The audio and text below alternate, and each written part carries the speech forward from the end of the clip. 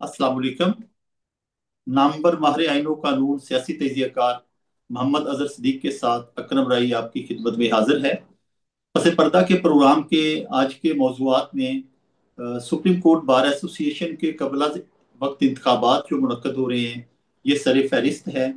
इसके बाद 9 मई के वाकयात में मुख्तलिफ शख्सियात की तरफ से जो शवाहद पेश किए गए, उसमें अदालतें पिक एंड चूज के असूल के तहत सजाएं दे रही हैं और बरी कर रही हैं। इस पर हम राय लेंगे। ये खास तौर पर महमूद शाह महमूद कुरैशी के तनाजुर में ये बात होगी।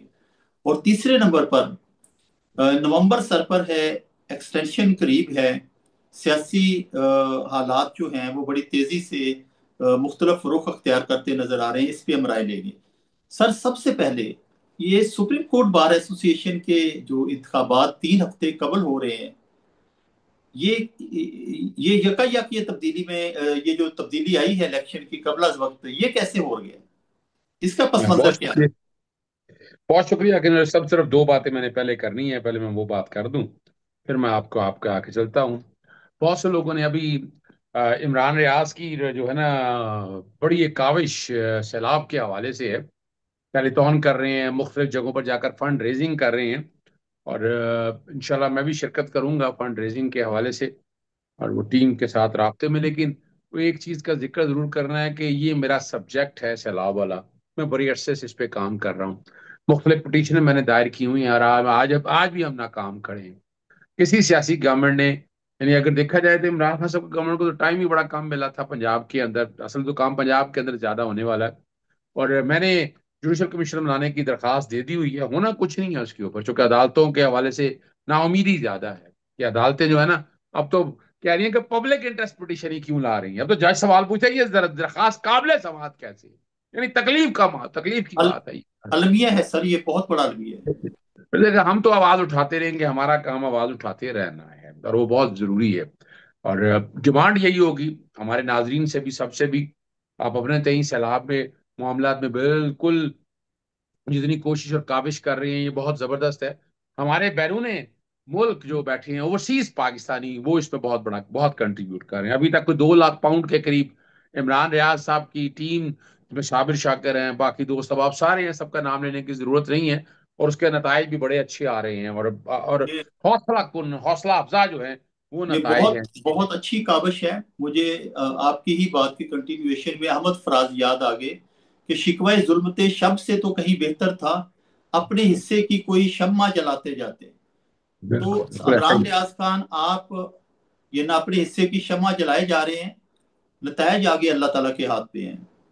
अच्छा, दूसरी बात जो मैंने करनी वो बड़ी अहम है। वो मेरे नजर से नजम सेठी का एक क्लिप गुजरा, जिसमें बताया गया कि वो एक एक्सटेंशन चाह रहे थे जनरल बाजवा साहब। अब पता नहीं, एक्सटेंशन तो ऑलरेडी हो चुकी हुई थी, लेकिन वो एक और एक्सटेंशन चाह रहे थे। उसमें वक्त से पहले कोई ना कोई एडवांटेज थे, या कोई गारंटी या छोटी लेना चाहते थे। और बकौल उनके नजम सेठी साहब के कि उनके पास इस बारे में काफी चीजें भी मौजूद हैं कि इमरान खान साहब माने नहीं, जिसकी वजह से जनरल बाजवा साहब। और ये बात तो अब तो रोजे अव्वल की तरह यहाँ बात हो गई है कि जनरल बाजवा साहब इमरान खान साहब को तहरीक अदम लाने में पेश पेश उस वक्त चीजें, इतनी एविडेंस सारी सामने आ चुकी हैं, बहुत सी चीजें सामने आ चुकी हैं कि उसको जिस तरह मैनेज कर रहे थे। इसका मतलब है जाती ख्वाहिशात का अमल जा रहा था। ये कहना कि इमरान खान साहब की पॉलिसी से नाराजगी थी या बाकी थी, जाती ख्वाहिशात। यानी ये मुल्क अगर जाती ख्वाहिशात पे चलना है तो अल्लाह ही हाफिज है। लेकिन अब वो बातें सारी जरा सामने आ चुकी हैं, जो नजर आ रहा है। इसमें बहुत सी चीजें मुझे पता है। एक किसी दिन हम इस पे इस इशू के ऊपर जो है ना, तरीके अदम एतमाद के ऊपर, जनरल बाजवा के किरदार के ऊपर, और इस पे गुफ्तगू करेंगे। एक बात एक और मैं ये कह दूं, पूरा ये जरा ये पूरे ये ना प्रोग्राम का मुतकाजी है। ये वाला मौजू ये बहुत वसी ये मौजू है। जरा इसमें नोट रख लीजिएगा। इसमें आप उस दिन नोट रख इस्लामाबाद लीजिएगा। हाई कोर्ट का अचानक खुलना, जिसमें एक पटिशन आई थी उस शख्स की जो जिसके जिसके सुप्रीम कोर्ट में दाखिले पर पाबंदी है, मौलवी इकबाल हैदर। तो उसकी हाँ, ये तो ये पटिशन के बरतरफ किया जाने का इम्कान है, तो ये ना चीफ ऑफ आर्मी स्टाफ को वजीर आजम की तरफ से। तो वजीर आजम का तो ये इख्तियार है आईनी और कानूनी तौर पे, लेकिन उस पे पटिशन का आना और इस्लामाबाद हाई कोर्ट का खुल जाना, इन मौजूद पर हम एक अलग प्रोग्राम में ये ना बात करेंगे सर। अच्छा, ये देखिए, एक बात मैं और बता दूं आपको। ये बात तो बड़ी वाजे है, हिम्मत करनी चाहिए। हर सारी चीजों को सामने रखते हैं। और मैं आज भी समझता हूँ कि इमरान खान साहब को उस वक्त जनरल बाजवा साहब को बर्तरफ कर देना चाहिए। और उसके लिए देखिए डर और खौफ उन्हें बहुत था इस हवाले से। लेकिन यहाँ इमरान खान साहब के आसपास जो है ना, बहुत ही जो जो पार्टी के बहुत करीब भी हैं या दूर भी हैं, वो सारे थे मशवरा देने वाले कि इसको, यानी आप, और आज तक जहाँ जहां तक पहुंचे हैं तो उनमें बहुत से लोगों का हाथ है कि जो इमरान खान साहब को गलत इंफॉर्मेशन देते थे या मिसगाइड करते थे, चीजों को सही रंग में पेश नहीं करते थे। हम इस इशू के ऊपर भी गुफ्तगू करेंगे। लेकिन नजम शेट्टी साहब ने इस बात की कंफर्मेशन अब दे दी है, सर उन्होंने बता भी सर दिया है। सर इसमें एक जो सबसे खतरनाक बात आसन बून के हवाले से, चूंकि हमारा मौजू इलेक्शन का ही आ रहा है सुप्रीम कोर्ट के, कि आसन बून ने उमर अता बदयाल और चंद सीनियर जजेस को ये इंफॉर्मेशन पास की थी कि इमरान खान जनरल बाजवा को बरतरफ करने वाले हैं और वो मार्शल लॉ लगाने वाले हैं। अगर आप मुल्क में डेमोक्रेसी को बचाना चाहते हैं तो आप ये ना कोर्ट खोलें और फिर वो ऑर्डर जो पास किया जिसने फिर पाकिस्तान की तारीख बदल दी, पाकिस्तान की क्या, पाकिस्तान के आइन की भी तारीख बदल दी, जमहूरियत की भी तारीख बदल दी। अच्छा, ये तो आपको पता है, ये बातें तो अब उस वक्त भी खुल के सामने हुई और वक्त के हालात और वाकयात के सामने भी। और ये तो कई जजेस ने या कई लोगों ने इस बात का इकरार भी किया कि उन तक ये इन्फॉर्मेशन ये दी गई थी कि जनाब इमरान खान साहब जो हैं जनरल बाजवा साहब को हटाना चाहते हैं। और जनरल बाजवा साहब मार्शल, देखिए मार्शल वाली बात जो है ना, मैं तो खुद हैरान हूँ कि जजेस ने कैसे अज्यूम कर लिया। इन्हें डर और खौफ हो गया कि मार्शल लगेगा तो पीसीओ आ जाएगा। अब वो इनसे बचना भी चाहते थे, इनसे वो बचना भी चाहते थे। अब आग अगर आप इस बात को सामने रख कर देखें, एक सवाल बड़ा वाज़ेह है कि जनरल परवेज मुशर्रफ इफ्तिखार चौधरी वाले केस के बाद मार्शल लगाने का तो स्कोप ही बड़ा कम हो गया। 27वीं तरमीम आने वाले दिनों में जब आएगी तो उसके पीछे ये कहानी कहीं ना कहीं सामने आ जाएगी कि वो कोई रास्ता हमवार करना चाहते हैं, रास्ता खोलना चाहते हैं, यानी इस मुल्क को आगे चलाने के लिए कोई नई फार्मूला पॉलिसी देना चाहते हैं। लेकिन पाकिस्तानी तारीख जरा, ये भी याद रखना, मैं एक बड़ा अहम बात आपके सामने रख रहा हूँ। जनरल राहील शरीफ जो है, बाद में जाकर वो पता नहीं कौन सी बैन अवी फौज के सरबराह बन गए। 40 तो इस्लामी मुल्कों की फौज के सरबराह। देखें, देखें ना वो क्या निकला, क्या कुछ हुआ, वो सारा कुछ आपके सामने है। अब तो हर एक की ख्वाहिश भी ये रहती है, और बहुत सी बातें ऐसी हो भी रही हैं कि कुछ ख्वाहिश शायद ऐसी भी है कि कतर के जो अमीर हैं उनको भी कुछ इस तरह की ख्वाहिशात किसी ना किसी तरह हवाले से पहुंचाई जाती रही हैं, किस दौर में या पहुंचाई जा रही हैं, कि अगर ऐसे ख्वाहिशात हालात ना हो। पहुंचाई जा रही हैं या उनके अंदर ये ख्वाहिशात जगाई जा रही हैं कि हमें यानी कि ना ये खिदमत का मौका दें, तो हम जो है वो कतर का दफा करने के लिए तैयार हैं। और ये देखे ना, ये इस तरह की बातें तो आपको पता होती रहती हैं। अब इसमें हकायक क्या है, वो हकायक हमारे पास तो नहीं है। लेकिन ये बातें कोई यूके के अंदर बैठे ना, ये बातें हो रही हैं बरतानिया के अंदर, इस तरह की डिस्कशंस लोग आपस में बैठ के डिस्कशंस कर रहे हैं। इसका अब यानी वाकई हकायक से है बराह रास्त ताल्लुक या नहीं। लेकिन अहम बात जो है ना, हम जो बात बात जो कि प्रोग्राम के आखिरी हिस्से में लेनी थी, बात आपने छेड़ दी है, तो हम उसी तरफ पहले चले जाते हैं। कि पहली बात है कि अब ये इलेक्शन वाला मामला भी और ये वाला मामला भी, यानी इलेक्शन पहले क्यों होना है, जैसे आपका पहला सवाल एक आपने रखा है हाँ मेरे जी, सामने। 3 हफ्ते कबल हो रहे हैं। हाँ, ये और ये अब चीजें सारी मैं जोड़ लेता हूँ आपके सामने बताने के लिए, आप चलें, वो बेस बन चुकी है, समझने के लिए आम आदमी को भी आसानी होगी। हमारे तकरीबन आखिरी दिनों के अंदर, आखिरी हफ्ते वाले दिन ये इलेक्शन हुआ करते थे सुप्रीम कोर्ट बार के। इस दफा पहले इलेक्शन होने की बात नवंबर किया के है। आखिरी हफ्ते में। अब वजह क्या है कि वो नवंबर भी बड़ा अहम आ रहा है, नवंबर भी बड़ा अहम आ रहा है, लेकिन ये अक्टूबर में इलेक्शन होते हैं। और ये गालबन मेरा 10 अक्टूबर को शायद इलेक्शन की डेट आई जो मेरे सामने, मैं निकाल लेता हूँ, ज्यादा मुनासिब बेहतर हो जाएगा ताकि क्लैरिटी आ जाए कि इलेक्शन अब किस डेट को, शेड्यूल तो चूंकि आ चुका है हमारे पास। ये, हाँ जी, ये 16 अक्टूबर को इलेक्शन आ रहे हैं जी, जी। 16 अक्टूबर को जो मेरे पास आए। तकरीबन 2 हफ्ते पहले, क्या छोड़े आप, तो 2 हफ्ते के करीब तो पहले होने जा रहे हैं। और बास गज जो साथ इसके साथ चल रही है वो 27वीं आनी तरमीम की है।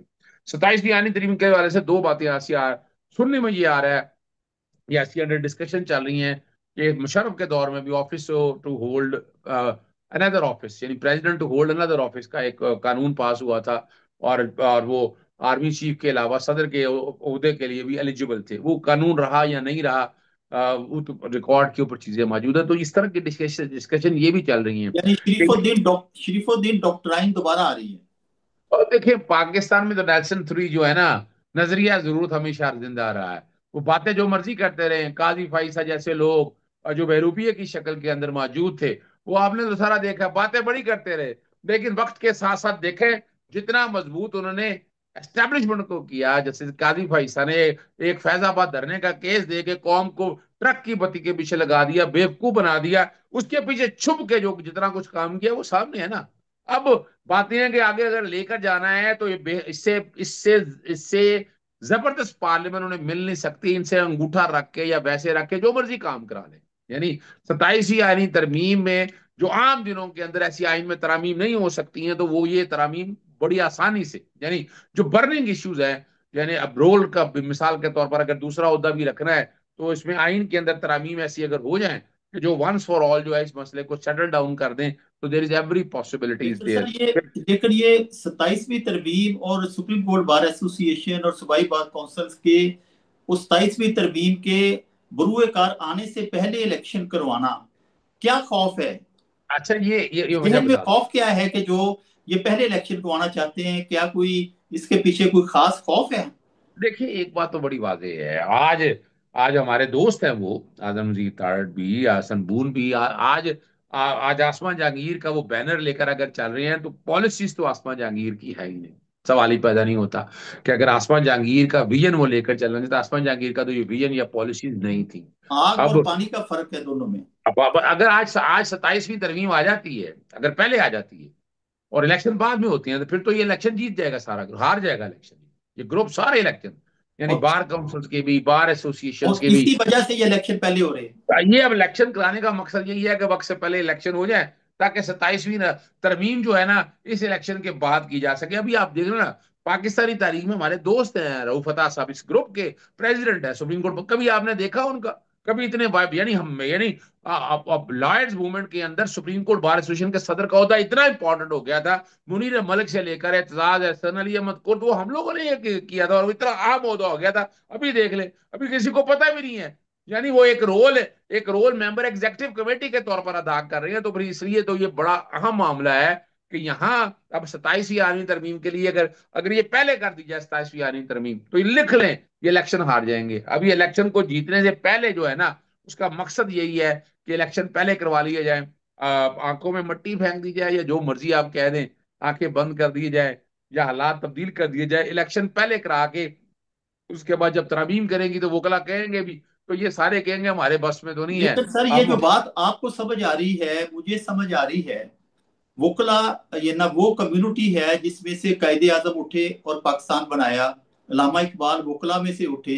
यानी सबसे जहीन तबका जिसे मुआशरे का कहा जाता है वो पाकिस्तान की वोकला कम्युनिटी है।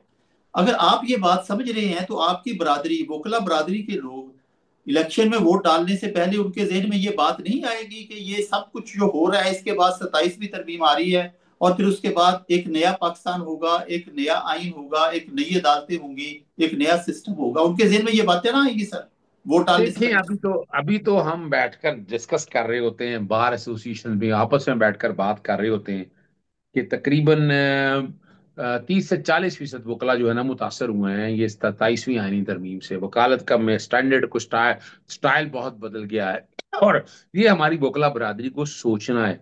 देखिए, वकला बरादरी हमेशा से ना एंटी स्टेट, एंटी यानी एंटी गवर्नमेंट रही है, एंटी एस्टैब्लिशमेंट रही है। ये पहला एक दौर ऐसा है कि जहाँ जो हुकूमत वक्त और जो हमारी बार एसोसिएशन या बार काउंसिल जो है ना, वो जो भी जीत के वो एक पेज पे लाने की कोशिश, बहुत से इलेक्शन जीते हैं, यानी ये नहीं है अपोजिशन ने बहुत से इलेक्शन जीते हैं, लेकिन अब कोशिश की जा रही है कि मिसाल के तौर पर बार काउंसिल के इलेक्शन होते हैं तो 4 या 5 साल के लिए वो आएंगे, तो दोबारा नहीं। इसी तरह जब पंजाब बार काउंसिल जब या बार काउंसिल सारी आ जाएंगी, तो फिर वो पाकिस्तान बार काउंसिल के नुमाइंदे मुंतखब करेंगी, वो भी इतने अरसे के लिए आएंगे। तो यानी ये तो एक बड़ा अहम मामला है ना, ये वंस फॉर ऑल पॉलिसी बनानी है।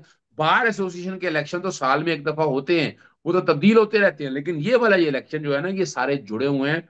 बज़ाहिर यही नजर आ रहा है कि 27वीं आईनी तरमीम जो है उसे डिजास्टर बहुत होना है, बहुत बातें होनी है, इनके पास ग्राउंड में कहने के लिए कुछ नहीं होना। फिर ये बहाना रह जाएगा, रिटॉरिक जरूर आएंगे, प्रेस रिलीज जरूर जारी होंगी कि हमें एतराज है, हम समझते हैं कि ये नहीं होना चाहिए था 27वीं आईनी तरमीम, हम इस पे एहतजाज भी करेंगे, एक आधा एहतजाज भी कर दिया जाएगा। लेकिन अंदर की जो बात हमें समझ आ रही है कि ये मैंने और मैं आज भी मुतालबा करता हूँ या मुतकाजी हूँ कि हमारी बार काउंसिल या बार एसोसिएशन ऐसे किसी एजेंडे का हिस्सा ना बने जो ईसाई ने पाकिस्तान 1973 की शक्ल बिगाड़ दे, जो वो एजेंडा लेकर आए हैं वो एजेंडा पाया तकमील की तरफ चला जाए, उससे अवॉइड करना चाहिए। ये बहुत अहम आपके कमेंट्स हैं बार काउंसिल्स के लिए, वोकला कम्युनिटी के लिए और बार्स के लिए, कि वो 27वीं तरमीम का हुलिया बिगाड़ने से बचाने के लिए इस अहम और नाजुक मोड़ पर तारीख के अपना किरदार अदा करें। सर, अगला मौजू, ये सानिया 9 मई जो है, उसमें शाह महमूद कुरैशी को एक बार फिर बरी कर दिया गया और बिल्कुल दुरुस्त तौर पर बरी किया गया। वो सबको पता है कि वो कराची में थे, अपनी अहलिया के साथ वो जेर इलाज थे। एयर टिकट पेश किया गया कोर्ट में, अस्पताल का रिकॉर्ड पेश किया गया। ये उनकी बरियत जो है खुश आइंद है, लेकिन सवाल ये है कि इसी तरह के शवाहद दीगर लोगों ने भी पेश किए, लेकिन उन्हें अदालत ने कबूल नहीं किया। लेकिन शाह महमूद कुरैशी के पेश करदा शवाहद को कबूल कर लिया, अच्छा किया। लेकिन बाकी के साथ ये वाला इम्तियाजी सलूक क्यों है? जैसे अच्छा। जरताज गुल ने पेश किया शवाहद, नहीं, अपने उससे बहुत से हैं, निगहत, बहुत से हैं, बहुत से बहुत हैं। से तो लोग। ऐसा देखिए, हाँ, तो ऐसा बात बड़ी वाज़ेह है। चले ये आप सबूत ना भी दे सके या सबूत दिए भी थे, तो बाकी लोगों को तो क्रिमिनल कंस्पिरेसी में लेके उन्होंने कहा इसके लिए प्रेसिडेंट मौजूद होना जरूरी नहीं है। तो अगर क्रिमिनल कंस्पिरेसी की बातें ही लेनी है और मौके पे मौजूदगी के प्रिंसिपल को साइड पे रखकर, तो फिर तो वो सारे के सारे उसमें आएंगे ना। फिर मौके पे कोई मौजूद है या नहीं मौजूद है, जब नहीं, आप क्रिमिनल कंस्पिरेसी की बात करते हैं तो बिल्कुल आप सही कहते बात हैं है। ना टेलीफोन पे अवेलेबल थे, वीडियो कॉल पे अवेलेबल थे, तो ये तो फिर बातें उस तरह होती है ना। और बहुत से लोगों को यानी जो खास है, यानी आप आज भी देखें कि 9 मई के वाकये में वो लोग जो मौके पे मौजूद थे या मीटिंग्स में मौजूद थे, जिन्होंने प्रेस कॉन्फ्रेंसिंग कर दी या इंटरव्यू दे दिया, कितने के लोगों को चार्जशीट किया, कितने लोगों को पकड़ा गिरफ्तार किया, आज भी सवालिया निशान है। और पूरी दुनिया यार ये याद रखिएगा, ये सवालिया निशान उठता रहेगा। मैं इसीलिए कहता हूं कि 9 मई के फैसले जितने भी हैं, at the end of the day ये कलदम होने हैं, ये मेरिट पे ये बच नहीं सकते, ये रह नहीं सकते हैं। अब यही सवाल बड़ा अहम है। यानी ऐसी अगर एविडेंस है, तो इमरान खान साहब तो थे नहीं ना, कन्विक्शन को एक तरफ रख देना, इमरान खान साहब को भी इन्वॉल्व करने की बातें कर रहे हैं नजर। और बहुत से ऐसे लोग हैं, उमर सरफराज चीमा का मौजूद था, अगर आप यूं बातें करके लेते हैं, उमर सरफराज चीमा तो कहीं कहीं दूर दूर तक नजर नहीं आया ना, वो डॉक्टर कहीं ऐसे यासीन कंस्पिरेसी। राशिद, ये ना ऑन रिकॉर्ड वीडियोस मौजूद है, मना कर रही हैं कि अंदर नहीं नहीं नहीं, जाना, वो हमने बाहर वो पुरअमन दूसरा सेट है। एहतजाज करना है। तो ऐसा तो दूसरा सेट है, पहला ये सेट समझना है कि इनमें से क्या आलिया हमजा मौके पे मौजूद थी, यानी दूसरा सेट है ना। यानी बहुत से ऐसे नाम मैं ले सकता और हूँ। और अंदलीब जो है वो साथ मौजूद थी, डांस कर रही है गाड़ी के ऊपर, प्रेस कॉन्फ्रेंस की, और वो ये ना बाहर चली गई देखिए आराम देखिए, से। यही सवाल है ना। फौजदारी कानून के अंदर आप जो मर्जी आप कह दें, आप जो मर्जी कहें, आपका चलान आएगा। अगर आप बेगुनाह हैं, अगर आप फर्ज करें आप एकम्प्लिश बन गए हैं, आप वादा माफ गवाह बन गए हैं, तो वादा माफ गवाह कोर्ट ने माफ करना है। आईओ ने नहीं माफ करना। आईओ के पास इख्तियार कहां से आ गया वादा माफ करने का, या आप उसको इन्वॉल्व नहीं करते हैं। तो ये इसीलिए तो मैं कहता हूं कि कमजोर शहादतों पे आपने ऐसे ऐसे फासले दे दिए, ये मजाक उड़ने वाली बात है। यानी ये प्रेसिडेंट जैसे जुल्फकार अली भुट्टो साहब का केस आज भी प्रेसिडेंट के तौर पर पेश नहीं किया जाता 109, इसी तरह ये वाले केसेस भी है ना, बहुत कमजोर शहादतों के ऊपर है। आपको ऐसा एविडेंस, यानी आप 3-4 सेट के हवाले से आज हम क्या करेंगे, एजाज चौधरी की आपने इसलिए बरी नहीं किया कि बाकी केसों में सजा होगी, यानी ये तो कोई जवाब नहीं है ना। अब जब आप हर केस के अपने मेरिट्स हैं, फैक्ट्स अपने हैं, उसका दूसरे से कोई ताल्लुक नहीं है। अगर बल्कि उन्होंने तो ये जोड़ के ये साबित कर दिया कि एक ही नौयत के हैं, तो एक नौयत में वो केस आता है ना, कि एक ही वकूए की एक ही एफआईआर हो सकती है ना, दो दर्जनों तो नहीं हो सकती ना, दो एक से इस पे जायद तो नहीं सुप्रीम हो कोर्ट सकती। के तो भाई फैसले मौजूद हैं। ये इस पे बिल्कुल ऐसे सुप्रीम फैसले, कोर्ट। यानी रिकॉर्ड के ऊपर एक एक चीज मौजूद है ना। चौधरी साहब एक बात बड़ी वाज़ेह है, वो जो जहां देखकर ना, तो इन सेट को आपस में डिफरेंशिएट करना या अलहदा करना बड़ा मुश्किल सवाल है, बहुत ही अहम है। और यहाँ एक बात और जोड़ लें, आप जरा एक और बात जोड़ लें। कंस्पिरेसी की बातें सारा इमरान खान पे इल्जाम लगाते रहे, इमरान खान साहब के वाले मौके पे मौजूद नहीं थे, फिर 9 मई में देखें अभी तक कोई ये बात सामने आ चुकी है। आज मैं बड़ी एक बात करने लगा हूँ, कोई एक केस में बता दें कि ये बात सामने आ चुकी कि टाइमिंग देखे ना, कमाल है। जब वाकये हो रहे हैं पूरे, जहां जहां वाकये हुए हैं वो टाइमिंग देख लें, फिर भी यानी मैं, यानी एक आम अकल अजीज और आदमी ये समझ नहीं सकता कि यानी पूरे पाकिस्तान में जहां जहां वाकये हुए हैं वहां तक एक सवाल तो बड़ा वाजे उठता था, हमेशा से उठता रहेगा कि जाने किसने दिया। अगर ये हो रहा था, एक जगह हो रहा था, दूसरी जगहों को रोकना जरूरी था। यानी आपको वहां जाने नहीं देना चाहिए, जब नहीं जाने दिया तो आपके सामने मौजूद है कई। आप वो 25 अप्रैल का 2022 का देख लें, जब मुल्क से बाहर निकलने नहीं दिया इन्होंने, ये रिकॉर्ड के ऊपर चीजें मौजूद है, उसमें कमीशन बना था, कमिश्नर बनाने की दरखास्तें भी दी थी, लेकिन वो सारे फिर हमारी पाकिस्तान तहरीक इंसाफ की वो लीगल टीम या वो उन केसेस को उस तरह ले जा नहीं सकी। वो एक अलग सवाल है, लेकिन जो समझने वाली बात है कि अगर आपको ये सारा कुछ करना है, इकट्ठा करना है, तो क्रिमिनल कंस्पिरेसी साबित करनी है। और क्रिमिनल कंस्पिरेसी इस हद तक अभी तक कोई ऐसी एविडेंस नहीं आई कि सर जहां ये बैठ के सर, ऑर्गेनाइज किया, एरिया आइडेंटिफाई किए कि ये एरियाज में करने हैं, किस तरह करने हैं। तो फिर ये ऐसे कई ऐसे सवाल है। यानी इसी के साथ दूसरा यार जोड़ ये लेना। सबसे अहम सवाल जो आपने आपकी गुफ्तगू से सामने आ रहा है कि जब कभी इस्लामाबाद की तरफ मार्च करना होता था, पुलिस घरों से नहीं निकलने देती थी। यहाँ घरों से वो लिबर्टी चौक तक पहुंचे, किसी ने नहीं रोका। लिबर्टी चौक से फिर वो कैंट एरिया में गए, किसी ने नहीं रोका। ये एक किसी अदालत ने आईजी पुलिस पंजाब को, सीसीपीओ लाहौर को, या दीगर जो पुलिस के ये ना बड़े हैं, उनको बुला के नहीं पूछा कि भाई आपको किसने मना ये किया था। सिर्फ फिर ये ऑन दी रिकॉर्ड ये बात है कि आमिर मीर, ये जो हामिद देखिए, मीर का बड़ा भाई है, उसने कहा कि हमने ये ना आईजी पुलिस को कहा था कि इनको नहीं रोकना। ये उसने बकायदा एक इंटरव्यू में ये बात कही। देखिए, तो अब ये बात बड़ी वाज़ेह है। एक बात चौधरी साहब, ये सिर्फ लाहौर में नहीं, हर जगह की बात है। हाँ जी। ये घर घर की कहानी है। यहाँ घर घर के हवाला जात के हवाले से ये बात आती है। इसीलिए तो इमरान खान साहब जुडिशल कमीशन बनाने की बात करते रहे, बाकी सारे दोस्त अहबाब भी जुडिशल कमीशन का कहते रहे कि इसका जुडिशल कमीशन बनाए, ताकि पता चल सके ना। यानी कंस्पिरेसी अगर है तो किसने की, कैसे की, हैज कैसे हुआ।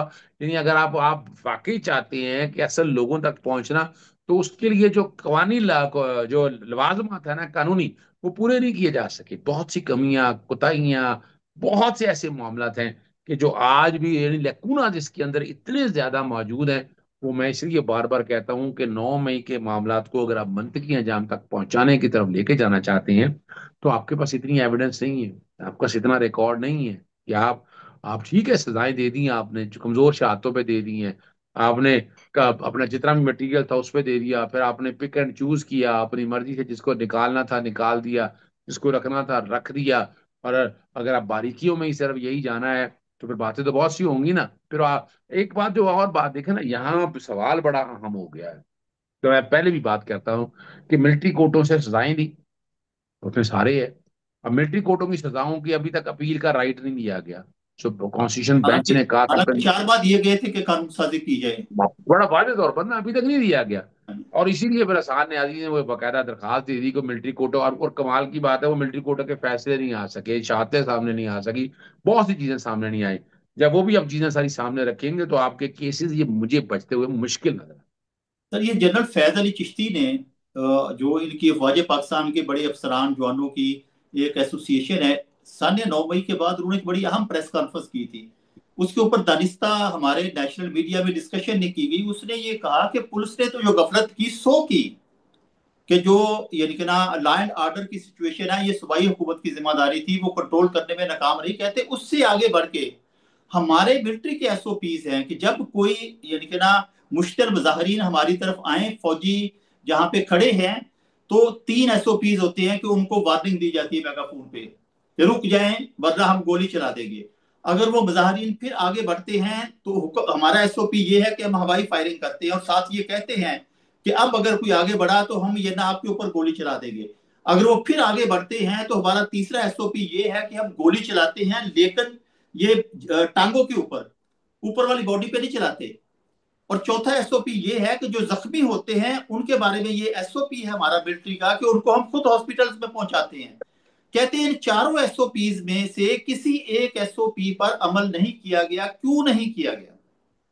है। देखिए तो सब यही तो सवाल है ये जनरल जिसके फैज अली जवाब, चिश्ती का सवाल है देखिए जो ना, उन्होंने ये किया। यही तो सवाल है जिसका जवाब आज तक नहीं मिल सका ना। ना कोई जवाब ना हुकूमत वक्त दे सकी, ना कोई और इदारा दे सका। तो ये वाले सवालों के जवाब अब हम तो ढूंढते रहेंगे, हम तो कोशिश भी करते रहेंगे। लेकिन बज़ाहिर मैं इसलिए कहता हूं कि इन चीज सारी चीजों से बनकर अल्टीमेटली हालात कम नजर आते हैं, बातें बहुत सी होती हैं। और अब जो मर्जी करते रहें आप। सर यहाँ पे एक हसास सवाल है।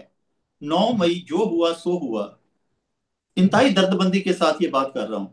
क्या ये वक्त नहीं आ गया कि अफवाज पाकिस्तान की क्यादत, रियासत जो है वो सोचे कि जो हो गया सो हो गया।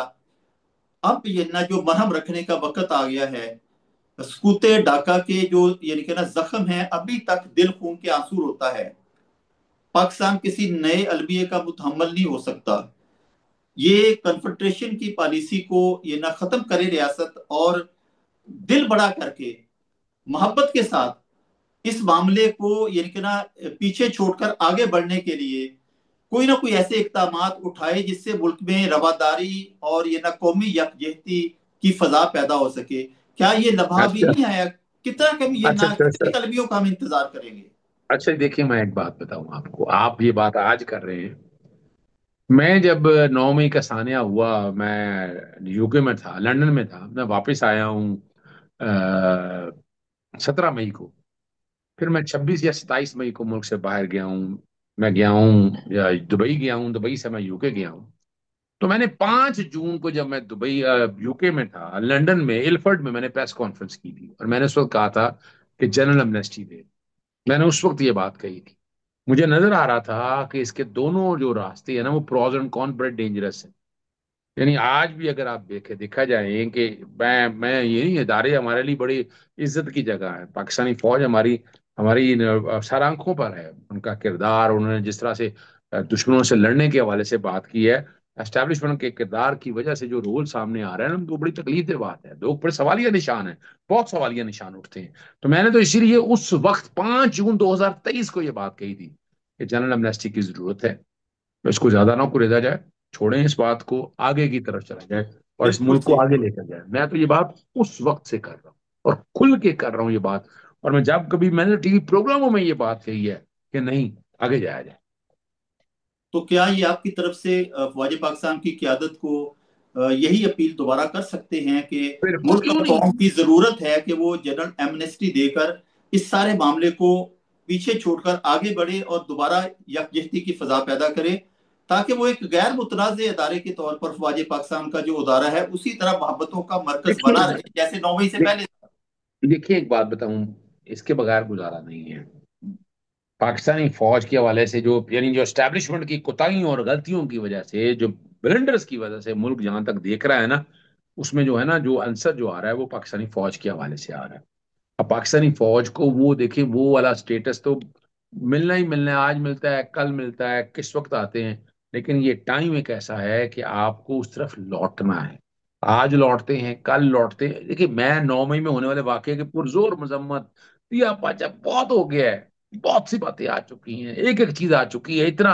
यानी लोगों के साथ जो जो कुछ हुआ है, मैं वो जुल्म और ज्यादती की बातें नहीं करना चाहता। यानी जो मैं छोड़े इन बातों को, यानी अल्टीमेटली अगर सजाओं की बात करनी है, तो सजाएं उनको इतनी मिल चुकी हैं कि उनको समझ आ जाएगी कि दोबारा ये हिम्मत नहीं कोई करेगा कि मैं जाकर मैं वहाँ हाथ उठाऊं, उंगली उठाऊं। यानी मैं तो पाकिस्तान तरीके इंसाफ के हवाले से बात नहीं कर रहा, मैं इस हवाले से तो इसलिए बार बार बात करता हूँ कि जनरल एमनेस्टी की तरफ जाना चाहिए।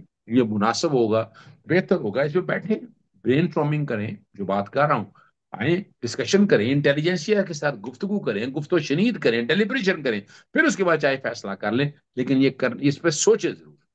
बड़ी अहम बात है सर। आखिर में ये ना मुख्तसर सा यानी कि ना वो एक्सटेंशन के हवाले से कि नवंबर सर पर है, वकला कम्युनिटी के इलेक्शन भी इसीलिए हो रहे हैं कि 27वीं तरमीम आनी है। 27वीं तरमीम आनी जो है वो फील्ड मार्शल साहब की एक्सटेंशन जो है उसके साथ भी जुड़ी हुई है। आप क्या देखते हैं, ये मुस्लिम लीग नून अब तक ये ना कोई वाजे पॉलिसी का ऐलान नहीं कर सकी, यानी उनकी एक्सटेंशन के हवाले से कोई नोटिफिकेशन नहीं कर सकी, ये क्या चक्कर है सर? देखें, वो पर जलते हैं ना। वो जिसे कहते हैं ना कि वो गली बाती यानी कि ना वो खुश कर रहे हैं कि फील्ड मार्शल साहब को, लेकिन अमली तौर पे कुछ नहीं कर रहे। अच्छा, वो तो आपको पता है, इस वक्त एस्टैब्लिशमेंट अगर देखा जाए तो वो हर जगह बैठी हुई है। उसके लिए कोई मुश्किल नहीं है कि कौन क्या सोच रहा है, कौन क्या कर रहा है। लेकिन ये एक बड़ा नाजुक सा लम्हा है, बारीक सा एक मामला है। यानी इस मामले को सामने रखते हुए, यानी जो भी क्लैरिटी आनी है वो आ जाए। गुफ्तगू बहुत हो रही है, कोई इधर की दाएं हाथ की हो रही है, कोई बाएं हाथ की गुफ्तगू हो रही है, को आगे जाने की गुफ्तगू हो रही है, को पीछे आने की गुफ्तगू हो रही है। गुफ्तगू तो बहुत सी हो रही है, बहुत सी अंदर डिस्कशन चीजें हैं। मैंने आपके सामने जो बात एक कही थी, मैंने उस वक्त एक 3 बातें आपके सामने रखी थी। एक मैंने बात रखी थी कि जनाबी आला, जो है ना, 3 साल की है, 27 नवंबर को खत्म हो रही है। अगर इसको आगे लेकर आपको जाना है तो एक्सटेंशन देनी पड़ेगी, और एक्सटेंशन अब 5 साल की हो सकती है, जो कानून तब्दील हो गया। दूसरा ये है कि 3 साल को आप आगे आगे लेके जाना चाहते हो, रेटिफाई करना पड़ेगा कि कानून में तब्दीली आ गई है, इसको हम 5 साल कर देते हैं। ठीक है।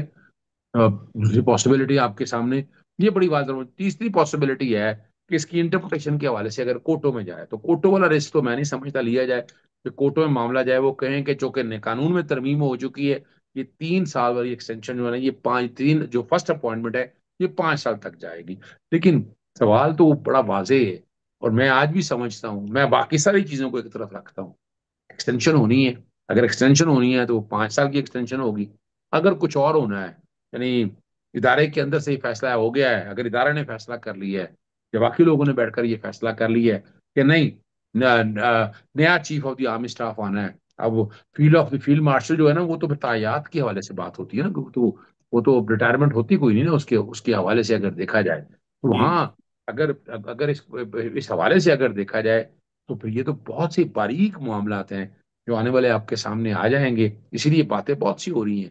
जरा राहील शरीफ देखे ना, जब वो यहाँ से गए, तो उनको उनको कोई ना कोई ऐसा मामला दिखाया गया ना कि ठीक है, आप आलम इस्लामी फोर्स के सरबराह बन जाएंगे, इतना अरसा रहेंगे। और वो जाकर उसके बाद आपने देखा, यहाँ जब वो थे, बड़ी बातें होती थी, बड़ी बड़के लगा करती थी, बड़ा कुछ हुआ करता था।